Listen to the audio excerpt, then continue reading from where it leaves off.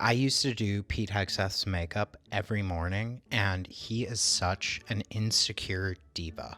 Pete was always very insecure about how he looked on camera. He would have 3 different monitors at his feet so he could see what each camera saw at each angle. And on several occasions, he would complain that he felt fat, so then his wife would give him a glass of Ozempic. And spoiler alert, it wasn't Ozempic, it was gin.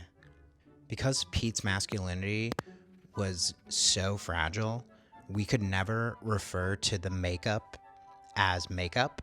So we had to refer to it as war paint. So whenever I put like lip gloss on him or some blush, I would call it war paint. And then Pete would like bark.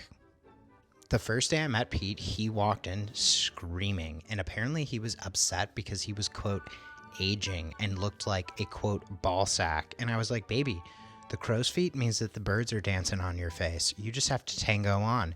And he said, F you. And then he took masking tape and taped it on his face to stretch out his wrinkles. And it didn't work. Fox, whenever Pete had a meeting outside of the studio, he would make a production assistant go to the office where the meeting was going to take place and replace all of the lights so that he would have kind lighting. He would tell us all the time that when he retired, he wanted to be the world's oldest Abercrombie model. And he would even have like pictures of Abercrombie models all over his dressing room and point to them and be like, make me look like that.